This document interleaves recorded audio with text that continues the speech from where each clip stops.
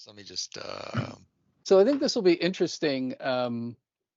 Jim did a presentation. Yeah, so anyway, he'll tell us, but this yeah, is, we'll continue on with some of the questions we've had about how AI can affect our education in a bunch of different ways. So yeah, yeah, so go for ahead and sure. tell us what you looked at and what Yeah, you found.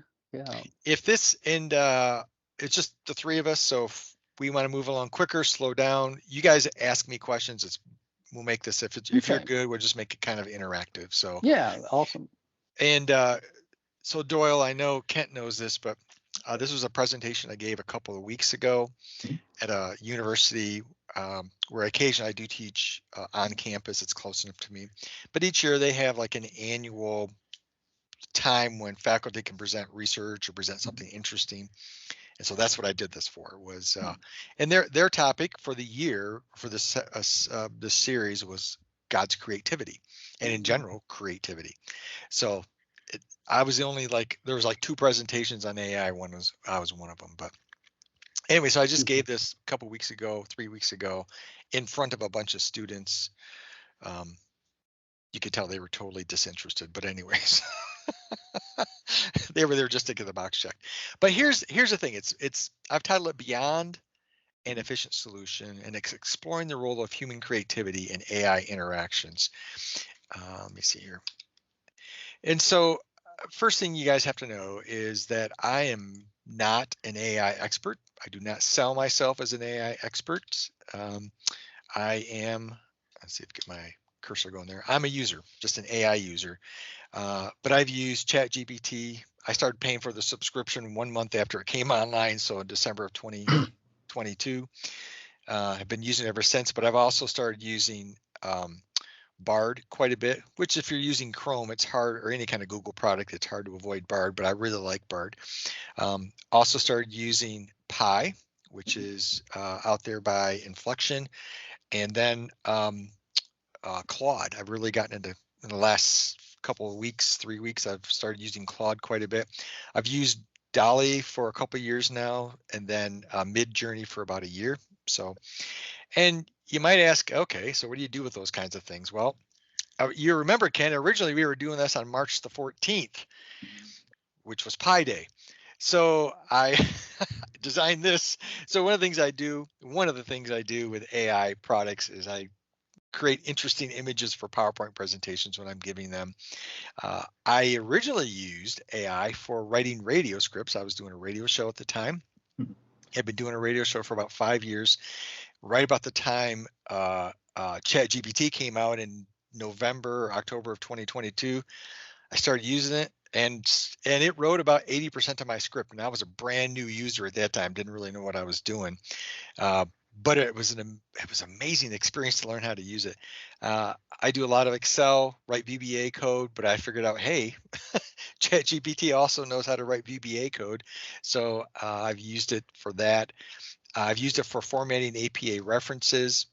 One thing I do with writing references is I'll tell ChatGPT, hey, I need you to be an APA reference specialist. Ask me for what you want, because I need to create some reference. So it'll query me for what it wants next. I've used it to learn about different grammar constructs. What is a split infinitive? So it would define that for me, for example. Creating images for some video devotionals that I've used so I do a number of devotionals online. If you look closely, you can tell this is AI. Anyway, what's the clue? I imagine the fingers are messed up. The fingers are messed up. Yeah, Yeah, there's he's at got like least 7 or 8 there or something. yes. 1, 2, 3, 4, 5, 6, 7, 8. Yeah. And they're folded incorrectly, but that's it's kind of what we look for. And I also have used it to create images for a video ebook that I was doing for one of my customers on a contract basis. He wanted some images to go with like a voiceover. So these are the examples, some of the images. It's really good at, and I've used a lot for this, taking large blocks of text and paraphrasing it, not summarize. Well, I've used it for summarizing, but also for paraphrasing. Really good for that sort of thing. I've used it to, these two are kind of connected together. So I've written online curriculum for middle school students for an Indian company that's in a startup mode. And so I wrote a couple different pieces of curriculum, one for critical thinking, one for problem solving, and it had to have animated characters. So some of the characters I designed using, in this case was Midjourney, and then also wrote scripts and condensed material into a curriculum format using ChatGPT. I do a lot of methodology reviews of dissertations at another university, so I've used ChatGPT for that. It really helps kind of claw through all that detail. And then obviously I've used it for creating curriculum in higher ed.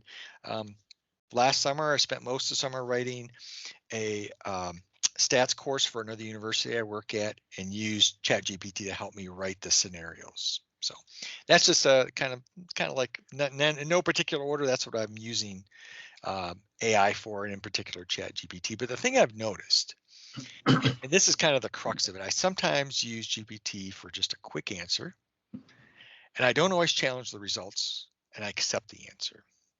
So Kent, I see you nodding your head. You've probably been there too. Doyle, you're in this meeting, so I'm assuming that you're also using some Yes. sort of AI products. Yeah, so you probably know what I'm talking about. And it's like this confirmation bias that we get. It's almost like if you could remember back to the days when the internet kind of hit, it's like, oh, it's on the internet, it must be correct. It's not. So it's that same sort of feeling that I remember of confirmation bias. And I myself have caught it hallucinating. Thinks it's creating the correct answer, but it's really not. But I still use it. I use it just more cautiously. Uh, some questions have bubbled up in my head as I've been using AI products, especially GPT, but I accept the answers, and sometimes I still accept them without verifying them. And the big question in my head when I look in the mirror is, why is that? Am I becoming intellectually lazy? Am I trusting the tool more than I should? Uh, and and the other thing is, even when I get a trustworthy answer, there's a trade-off. Like, what am I giving up about my intellect, if you will? What am I giving up to get that answer? It's as similar thought like when we went from TI calculators in college to spreadsheets. Okay, we gave up, we got a lot, but we gave up something. I don't know what we gave up, but there's a trade-off there by shifting away from that more manually, intellectually challenging tool to this easier tool in spreadsheets. We gave up something. Okay, and it seems like I'm giving up too easily. I would say my God-given creativity that we all have, but that creativity that comes from hard thinking and wrestling things down. And I would even add in prayer when I go to God and say, hey, help me figure this out, Lord. What is it that you want me to know? And what's the best way to approach this? I think I've given up on some of that stuff. I think I'm getting lazy. Uh, and I see evidence of it on the hard thinking in my life. Okay, I'm going to throw something up here. I'm a worse speller. I'm absolutely a worse speller now than I was 10 years ago. I am a lazy speller. Doyle, can I get an amen? You're in the communications department. He's just laughing. He's not going to admit to it. No, I have my weaknesses. Spelling's not one of them. Okay. The thing is, though, I've gotten worse at spelling because it autocorrects. Like, I don't worry about it as much, I think is kind of the point I'm making. And here's one, Apple Maps. I find myself using maps on my phone more than I ever would have used had I just had a simple road map. And, a great example, I was coming home a couple weekends ago, coming down the freeway got closed because of an accident. So we got routed off and I didn't really know where I was at. So I reached for my phone. But here in Michigan, we can't use our phones and drive. We can't even have them out. Well, I got mine out and I put it back away because there's police everywhere because there was an accident. So what did I do? I I figured it out. I followed the crowd and got back to where I needed to go. But I did all that without AI, and it happened to like bring to mind. My instant response was to immediately go to my phone when I was looking for a workaround when I could have just thought about it. Again, it's kind of like this giving up thing a little bit. What am I giving up by using this tool? And so I question my method of using AI, and what is it in my own like creative thinking, like what's changed about this process? And if listen, this is a throwback to the Terminator days. Is there a point at which I surrender my creative process to the machine? So if you've now imagine me talking to a group of college age students and I said the machine, they probably didn't get the reference to the Terminator, but it was kind of fun to watch their expressions. So there's this phenomenon going on, I think, Doyle and Kent, and it's this that I observe. And this is very personal for me. I'm not suggesting you all are this way, but I've become a lazy AI user over the last couple of years. I want to understand a method of using AI, in particular GPT, but for sure Bard and Claude and those, that provides an opportunity as well to use my God-given creativity. And there must be a way to use AI that balances an efficient answer without me giving up my own creative input. It's a method that would be both efficient and creative. Okay. Um, so the central problem is this: I'm not aware of a method to use GPT that would incorporate my own creativity into the solution, which has kind of been bothering me. And so the central research question I'm built around this was, how can I use GPT in such a way that it includes my own creative input into the solution? Before I go any further, you guys got any questions? We're a small enough crowd, I can ask that. Kent? Yeah, it seems like, I mean, part of the thing now is that we never, there's never a case where we don't know something. You know, it used to be you'd watch TV and like, that actor looks really familiar. What was he in? And it used to be you're just like, I don't know. I guess I just don't know. But now you Right. can find it out within, 5 seconds. And Seconds, right? yeah, and I think there's maybe part of the creative process is failing and not knowing things and trying to grind your way out of it. Now it's almost like too easy to know everything or Yeah, think we yeah. do. Yeah. I think we're kind of at this boundary. I mentioned the calculator to spreadsheet, or even the abacus to the spreadsheet, that big transition, but we're like there right now. And I think, at least for me personally, I'm grappling with, I like this new tool. What am I giving up? How do I use it appropriately? The same thing that we did when we first got spreadsheets introduced into our lives. So I'm not going to go through this. We all know what Chat GPT is. This slide was really meant for maybe that younger crowd who didn't know what the G, the P, and the T were for. I do think it's interesting to dive into the different models that are out there. The thing I do want to stress on this is, we know that Chat GPT is a large language model, emphasis on language. So it does math not so good. It does language solutions very, very, very well. And it's getting better at the math side, but I've caught it hallucinating on stats problems, for example. It's like, that's just not right. That's just not right. So anyways, that's Chat GPT just in one slide. So here, to solve that, to think about that question, that central question I have of what's the right method to incorporate my own creative solution into, I needed to understand kind of the constraints that I'm working with. And I turn to this, the iron triangle. If you've done anything related to project management, this: cost, time, quality. You may also refer to like this.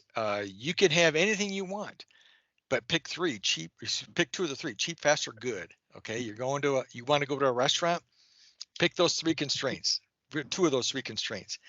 And so what I took that and I said, okay, I'm just going to morph that into my particular problem. It's really an efficiency, which is time oriented, and effectiveness, which is quality oriented, and what is the impact on creativity. So it's these three variables. We'll put them in statistical terms. These are independent variables, and this is like the dependent variable. I'm holding cost constant, not looking at cost, because it's not really something I'm studying at this point. Right. All right. So with that framework in mind, really quickly on efficiency, it's doing something at the lowest possible cost. The definition for what I'm using it for is, it's the solution to the problem is efficient when it can be generated fast. using GPT. The scale of measurement. All right, so this is, and I'm going to start talking a little bit more about prompting, because this, at the end of the, when this is done and said, you're going to see how I address this from a prompting standpoint. So high efficiency solution takes only about a minute to generate, probably less. High efficiency occurs by not using what I'm calling a complex prompt to produce a creative solution. There's a lot more to come on this in the next few minutes. So the first solution I get is the quickest solution. It's what I use. It's highly efficient. Low efficiency, the solution takes maybe a couple of minutes to generate. And to tinkle the prompt in, because it's bigger, it's a longer, more complex prompt. So low efficiency occurs because I'm using a complex prompt to produce a creative solution, which will take longer. So a complex prompt is designed with creative descriptors, it's dialogue, it's interactive, but it yields a better quality. It just takes longer, so it's low efficiency. The other variable, effectiveness, doing the right thing to create the most value for the customer. Operational definition that I'm using is the solution to the problem is effective when it's generated with sound reasoning. Okay, so I've used good, solid reasoning to get to a solution. It makes sense. It's rational. So a low effective solution is a solution that's built with just default reasoning within GPT. So if you've heard of the phrase chain of thought prompting, so a low effective solution is done without chain of thought prompting. A highly effective solution is done with chain of thought prompting, but it produces a better, more reasoned solution. Those are the two independent variables. Let me hit the third one, and then I'll stop for a second. The dependent variable is creativity, and just briefly, creativity is kind of like this idea of originality and effectiveness. I found a tool that actually measures creativity. It was intended originally for like engineering designs or engineering solutions to an engineering problem. And it's the amount of creativity and the kind of creativity of products or services, but it's not limited to artifacts, systems, process, services, and others. It looks at a whole scale, or excuse me, a whole domain of elements related to creativity. So you can actually, using this tool, you can take a look at a solution, and it was actually originally designed as like a numerical rating process on a form. Okay, it had nothing to do with ChatGPT or AI. It's been converted into an AI tool on ChatGPT, and it's called the Creativity Calculator. But the solution is the way that I'm using it. The solution to a problem is creative as determined by this CSDS numerical rating from this Creativity Calculator, which you can find if you go into ChatGPT and look underneath Explore GPTs, type in Creativity Calculator and you'll find it. But here's the scale. You're going to get back. I'll show you, but I'm going to present like a solution set to the creativity calculator. It's going to come back with a number. If I get a number 0 to 1, it's absent of any creativity. It's basically a bump on a log kind of a thought, all the way up to exceptional, which is 8 to 10, which by their own words, the producer of this said it's groundbreaking, setting new standards. Questions before I go on? So how does the CSDS measure creativity? Is it just measuring divergent thinking or what? No, it's a good question. I've got I can send this paper to you. Okay. This guy named Cropley actually developed it, but he's looking at, I'll just give you an example. He looks at one of the fields he looks at. Some of the questions are related to how novel is the solution, how elegant is the solution, Okay. What's the genesis, like is it portable from one solution, is it portable from one problem to the next? And so like there's 30 different questions that you, as an assessor, you would actually use this. I don't know, you can't see it, I know, but you would actually use this, sit down and evaluate a solution in front of you and actually grade it. So this is a solution from ChatGPT, like its solution it's giving you? Yeah, That's what so it's measuring? it's a good question. So hang on to that thought, because this calculator is a box that you feed solutions into and you get a numerical rating on the other side of it. And I'll show you how I'm using it, but just treat it like a black box for now. You're going to present solutions in, creative answer on the other out, or creative index on the other side. A score at any rate. It's a score. A score by Yes. this. Yeah, it's a score from 0 to 10. Good questions. I'm glad you're asking those because it's kind of the way I was thinking about too, is like, how am I going to use that tool? But with two variables, effectiveness and efficiency, we got 4 different possible outcomes. Yeah. And low effectiveness to high effectiveness, low efficiency to high efficiency. And then in each one of these, we would get a rating based on a particular scenario that I'll talk about in a second, okay? So low effectiveness is just typical default reasoning from GPT. High effectiveness is with this improved reasoning through this chain of thought process. Low efficiency is, maybe it takes you 5 minutes to tinkle in to put it in and to prompt and ask questions back and forth, but it's complex prompting, it takes longer. High efficiency, you throw a scenario in and you ask for an answer. No complex prompting, it's easy peasy, okay? So let me break down a little, so we're going to zoom in a little bit closer to that now. So I've got 4 different quadrants: complex prompting with typical reasoning, vanilla prompting with typical reasoning, vanilla prompting with improved reasoning, meaning chain of thought, and then complex prompting with improved reasoning. So I did 4 different scenarios, 4 different sessions with GPT based on a single scenario, and I'll walk you through the data flow in a second here. So I'm going to get 4 different responses to the same scenario based on different prompting structures. For example, this session 1 had, which was complex prompting with typical reasoning. It was a creation prompt, which is the key to me having my creative input, but the creation prompt, probing prompt, and a clarifying prompt. And I'll show you how those work in a second. The vanilla prompting was nothing more than just tell me the answer, GPT. Just tell me what you think. Is that sort of thing. Vanilla prompting with improved reasoning was tell me what you think, but give me your chain of thought first. Okay. And then the far left or bottom left corner quadrant here is the creation prompt, which is this in combination with the chain of thought prompt, and then probing and clarifying on top of that. So this is you can see this is a lot more complex prompting.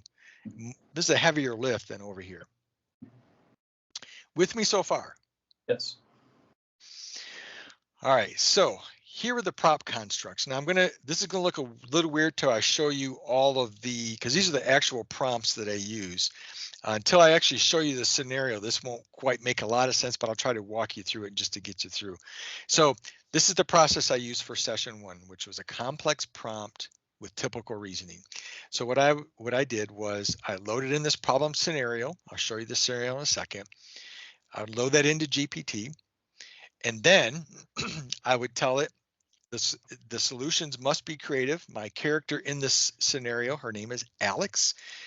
Alex is a graduating student with a graphics design degree. Okay, so and she has to get a job. So the solution, I'm telling GPT, the solution must be creative for Alex. And here's what I define creative. It's defined as unique or novel, viable or ongoing, productive or fruitful. This is the actual prompt that I put in. And so you might ask, where'd you get those qualifiers? Where'd you get those descriptors? Well, being a believer that I am, I went to Genesis chapter 1 and I grabbed keywords out of Genesis to build this prompt with. Okay. Quick fun fact, I had too many creative variables in there at one time and got almost no answer because GPT like gave me weird stuff after a while. If you put too many creative descriptors in there, like it's really convergent. So it didn't make sense. So or really divergent. I mean, it didn't make a lot of sense. Anyway, so then it generated creative solutions. So I put this scenario in, give it this prompt, it created me a list of solutions, and then I did this probing prompt. So one of the solutions was leverage AR portfolio presentations, and I'll explain that in a second. But basically I said, okay, I noticed there's nothing related to Alex's housing challenge, Mr. GPT, or her anxiety. How is this solution going to impact her living situation, opportunities, and anxieties. And so I would probe, I would ask specific questions. And I did that, I controlled this. I did it for 2 solutions. So when it gives you a solution, it gives you like 5 or 6 bullets. I picked one and I picked another one. Okay. Then I did clarifying. I said, clarify and restate your solution number 3. It says develop a graphic design solution. Its impact on Alex's student loan, and then give me an example. And I did that for a couple solutions. So I'm probing and I'm clarifying, probing to dig in deeper, clarifying to make sure it knows what it's talking about and it's not hallucinating. Then I said, given all that we've discussed, now develop the solutions again. So it was a redevelopment of the solutions. All right.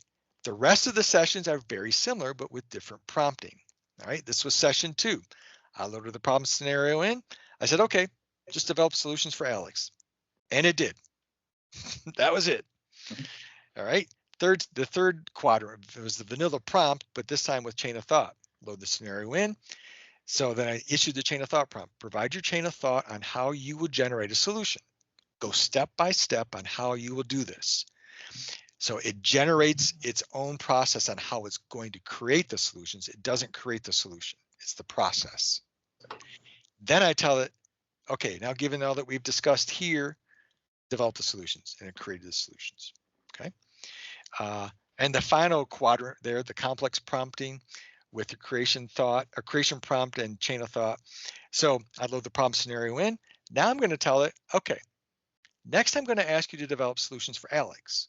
The solutions must be creative for Alex. Creative is defined as unique, viable, productive. Provide your chain of thought on how you would generate a solution. Go step by step on how you do it. So it creates a process. So now the whole creative energy is put into the process of what it's going to do, not necessarily the solution. Then I say, okay, develop the solutions for Alex. It generates some solutions. Then I probe it. A couple different solutions. It gives me a list of solutions and I probe them. Tell me more about this. How is this connected to the problem? And I clarify. Okay, I see this, but I don't understand the impact over here. Give me an example of what you're talking about. I do all that, and then I say, given all that we've discussed, develop the solution. So it's a second round of developing the solutions. Are you with me so far? You got questions? No, got it. All right. Here's how the procedure actually worked. I developed a problem scenario prompt. I fed it in. This is all inside of GPT. I then used that session 1 prompting structure, generated a set of solutions, and I fed that solution set 3 times into this CSDS tool, which is an AI tool itself inside of GPT. Okay, so I got 3 answers. I got 3 numerical ratings that I simply averaged. What I found was doing it once wasn't enough. You had to like at least do 3 or 4 iterations of the solution to try to get an average. I was doing it like 10 times, and I ran out of capacity in GPT and had to wait my 3 hours. I got kicked out. So, or whatever, 2 or 3 hours, whatever it is. I did the same thing for session 2, session 3, and session 4. Okay, so I got these average ratings for each one of these prompts, one of these prompt structures, and the creativity rating. With me so far? Yes. All right, this was done in GPT. This was all done in GPT. This was all done in GPT, but is using that creative calculator. Okay. So here's the actual prompt. What you're looking at is the prompt that I typed in. Okay. This is the meat of it right here. This is Alex. This is her background. She's preparing to graduate from college. She's got a bachelor's degree. She's eager to dive in the professional world, willing to relocate anywhere, but despite having a portfolio showcasing her skills and creativity, Alex finds the job hunting process overwhelming and disheartening. Now, I've worked with college students just like you guys. I tried to write this such that it felt like a real person. Like this is graduation season. We know students are feeling like this. It's a soft job market out there. There are plenty of jobs in some industries, but in Alex's area of interest, kind of limited. Time crunch. She graduates in 3 months. She needs a job right now. She's 6 months after graduation. She's got to start paying back her $50,000 loan. She's got a lot of anxiety. She's panicked. Her parents are pressuring her to find a job. She just received notice that her dorm room has got to be empty within a week after graduation. Like she is on the line, getting ready to start her career, and there's nothing for her to go to. So that's the middle portion of the prompt. The beginning of the prompt is to Chat GPT as well is, okay, I need you to forget all conversations and results from previous sessions. You're an expert problem solver and good at all things related to helping people find jobs. That sets the persona. Here's a scenario for a graduating college student named Alex. Now, let me just park on this first line there. What I found is I had to, I would shut Chrome down, start Chrome up, and immediately go in and clear the cache inside of Chrome. So there's no leftover GPT cache from a previous session. Then I would go into GPT and put prompts in. And for this scenario prompt, this is the first line. In case there's anything left lingering over, right, forget about it. Just start over. All right. There's that. And then the best way is always to set the persona or the character of the response of GPT, so it kind of knows where to look in its expertise. At the bottom, I said, okay, acknowledge that you've forgotten all the conversation. So I told you all the stuff. Forget everything you've learned before, except for what I've given you. Acknowledge that you've forgotten about it, and don't proceed until I give you further instructions. This was the prompt scenario that I developed. Okay. You sound very bossy in your prompting there. Yeah. But I do use please sometimes. Please. Please. Or thank you. That was a great job. But and this one I was very direct because I wanted to I wanted a consistent input for all that research flow that I was showing you. All right. Here's what I found. All right. Session 1. That's the complex prompt where there's the typical reasoning. So it's just complex prompt, nothing special with the reasoning. Gave me a creativity rating of 7.8. That's the average. It gave me 6 ideas, 493 words.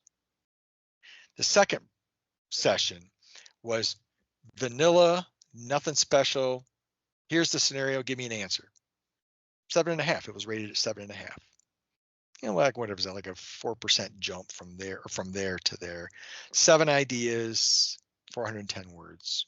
Okay. And I'll show you some of these. I'll show you what some of these are in a few minutes, what these solutions were. Session 3 is a vanilla prompt now with the chain of thought prompt, or the chain of thought added in, this improved reasoning. Bumped it up to 7.8. Oddly enough, the same as this, so got to figure that out someday. But it gave me 8 ideas and a whole lot of words to go with it. Now, before I show you the next one, this was the most interesting one, the final one, because it's the most complex prompt. All right. And it gave me an 8.6. It's like a 15% jump from here to here. But it was only 5 ideas, which I thought was interesting. Only 442 words. So it didn't overwhelm me with all these ideas to demonstrate creativity. It gave me 5 really interesting ideas that I'll share with you in a moment. So if you put those back on this quadrant here, this is vanilla, hardly anything going on. Just give me the scenario and give me the answer, versus all the complex prompting, about a 15% jump in creativity the way it's measured. So I thought this was really interesting. And I thought, you know what? That's the quantitative look. What about the qualitative look at it? Well, before I go any further, any thoughts on this? And these were just the... Yeah, that's super interesting because really you're having to be creative with your prompting, right? I mean, yes. that seems to where this is a new, or I don't know if it's new, but it's a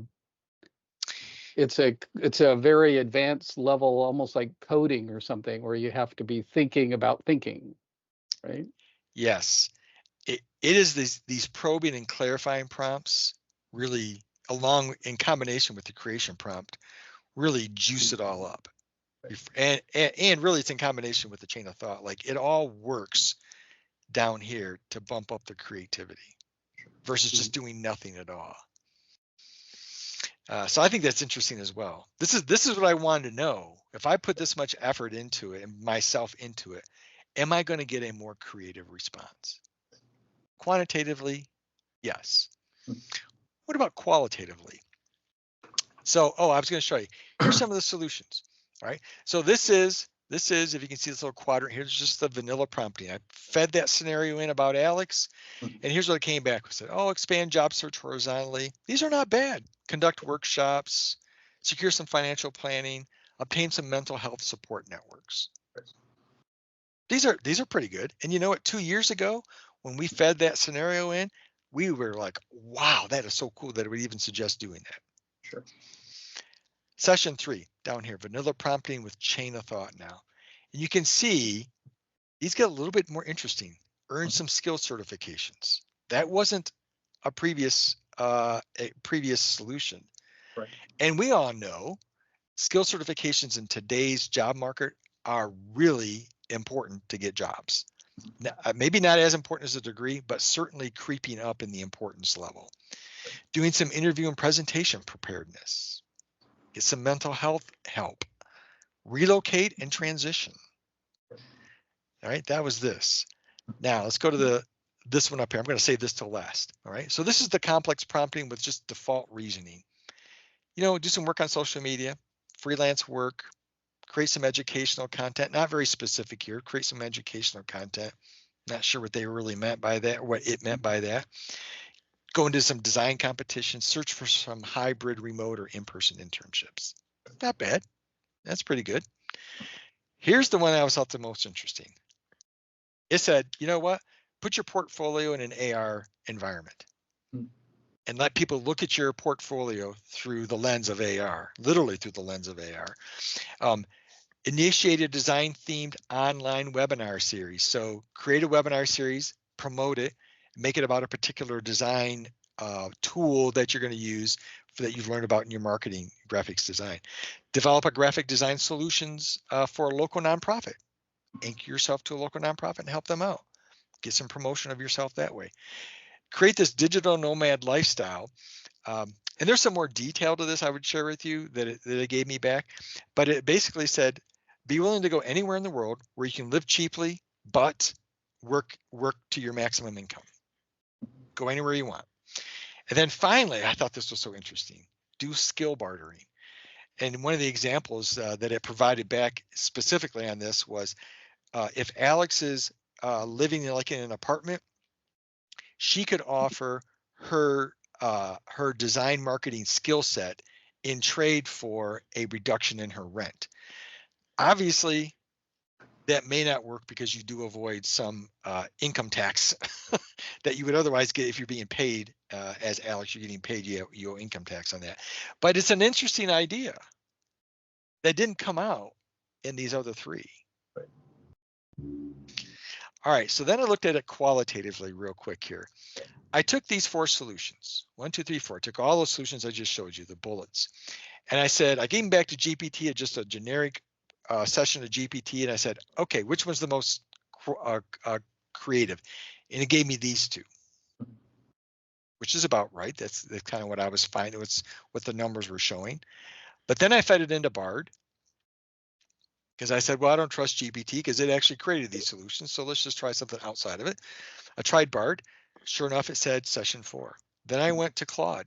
Claude said, yep, session 4. So I fed all 4 of these sessions into Claude and it said this was definitely the most creative.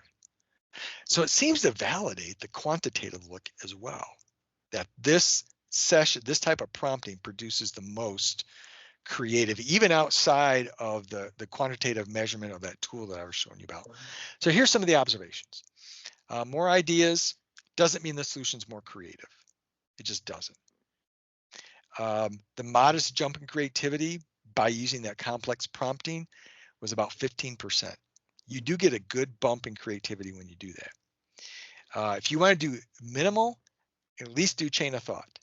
That will give you some bump in creativity.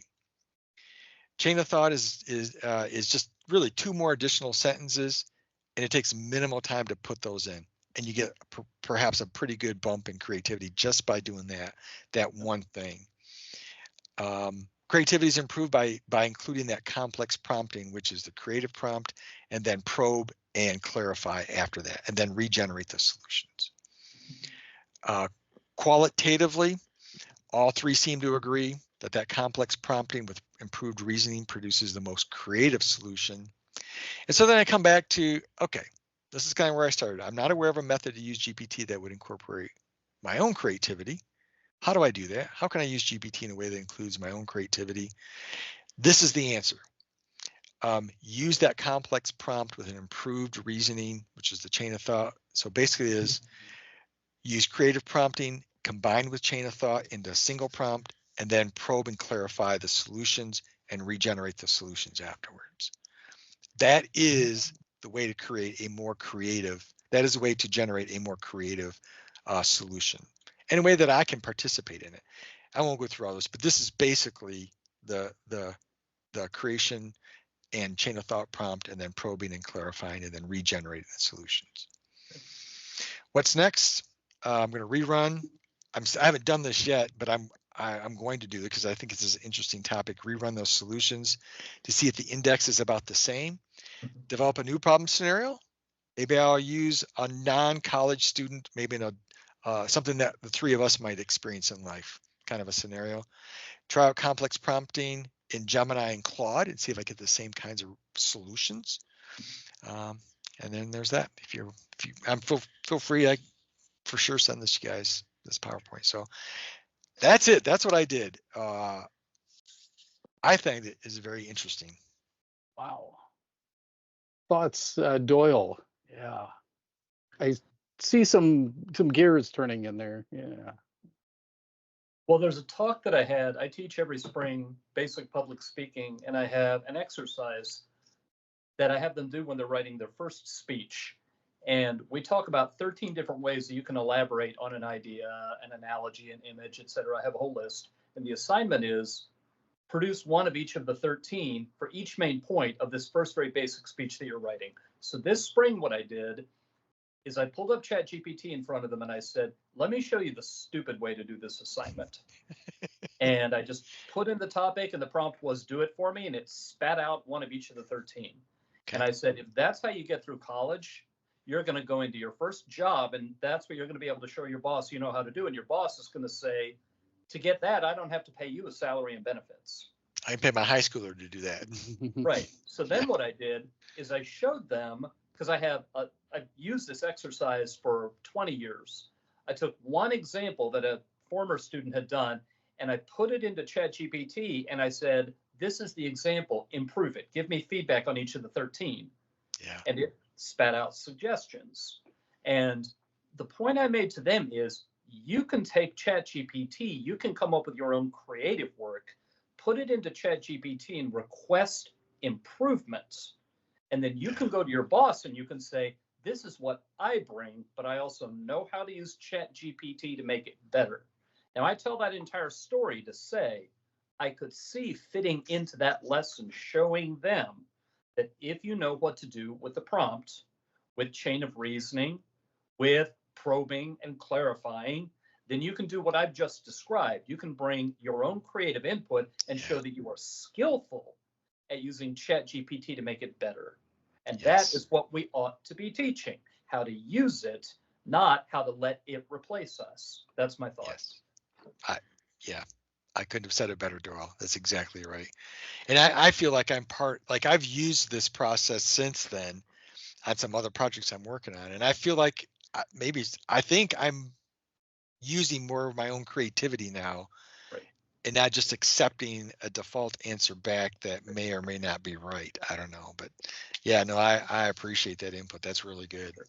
Yeah. And if it's helpful, use the stuff I've got on here. I'll send you this slide and you can, in fact, if you find something better, send it back. We'll improve those prompts. So yeah. Yeah, it's so interesting because it seems like the fear that we have as professors is that students will use this basically sort of to cheat, right? Like I'm just going to put this prompt in and I don't have to think, it's just going to spit out the answer for me. But if we did something like this, like show your original problem, show your clarifying questions, show 3 issues of chain of thought or something, students would be like, "Oh my goodness, this is so much work. I'm just going to do it myself," But And they'd so I, still miss the point then, yeah, yeah, because yeah, it would be a and tool they could use otherwise. so do you see? Okay, because I mean, I've looked at this a little bit, and I don't think I really know how to do good prompting or chain it. I don't think I've ever taken a class on that. Where do you think there will be a standardized best practices type thing with this? Is there now, or is this something that needs to be developed? Go ahead, Well, Doyle. the tool itself is still being improved all the time. And what I have been reading from a number of different directions is if you get too deep into prompt engineering right now, you're going to find that the next generation doesn't need it. Right. Yeah. I do think I've taken some classes on Udemy about prompt engineering just to learn it better. But I found it really interesting to develop my own creative prompt. And I played with the version that you're seeing is not the where I started. That was like the third or fourth iteration of it. And I think there is the learning on how to use GPT, it seems like, and Claude and all the other ones, is really experimenting with those prompts. It's not simply just putting a prompt in and getting the answer back. It's then like put a different prompt and see the differences.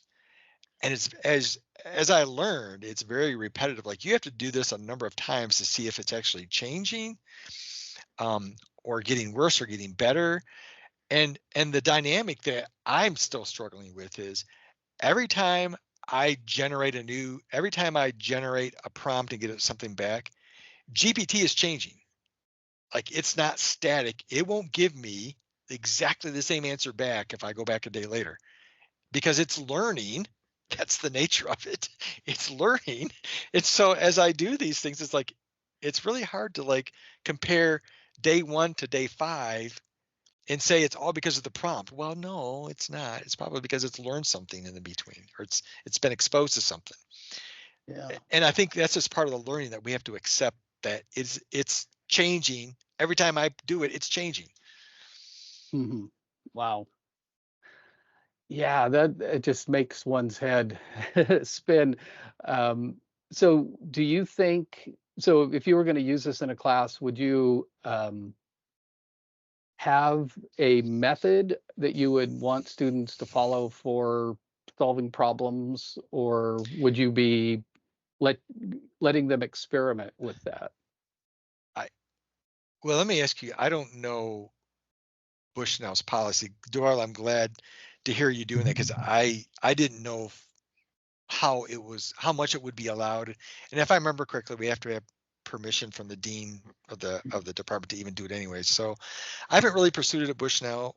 One of the things I do want to use it for in an online form is develop. If you guys are familiar with ChatGPT, you can do your own Right. GPT, right? So the thing I'm playing with is developing my own GPT for a class that has the knowledge base built into it. And hey, if you want to use GPT, use this link and you can query it instead of me if you want to. And so that's Put the the syllabus usefulness. in there, right? Put the syllabus in and say, Well, the syllabus, when does the late policy kick in? yeah, Stick that in. exactly. Yeah. The syllabus and all the assignment information, basically the knowledge base of the course could go in there. Heavens, if I could find, it's too big, but if I could put the whole course text in those knowledge files that are referenced, I'd do it. But there's probably copyright laws with that, so Yeah. you have Yeah. to worry about.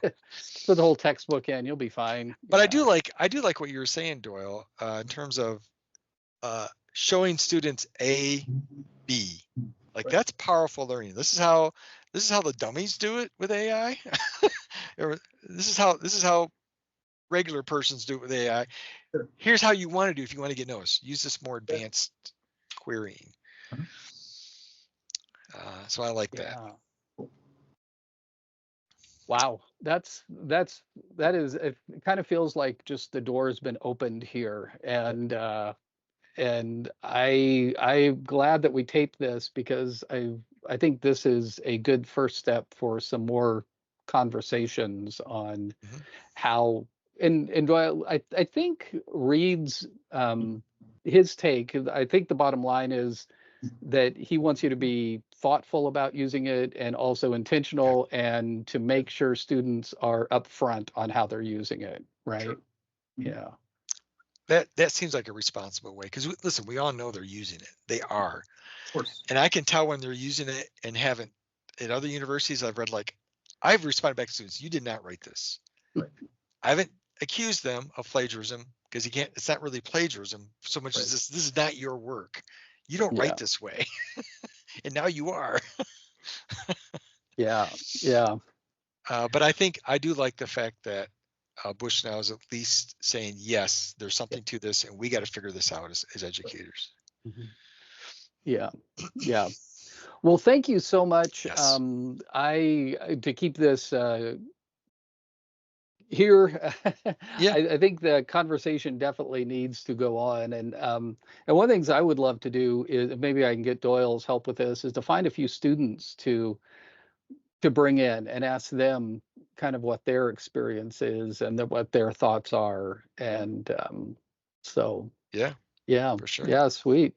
All right, well, thank you so much, Yep. Jim, and look forward to continuing our conversation. Thank you, Doyle, and Thanks, Joe. It's nice to meet you. Send me an email if you guys want the PowerPoint. Otherwise, you can use the definitely, recording, whatever you Will want. do. definitely, yes. Thank you. All right, see you guys later. Bye.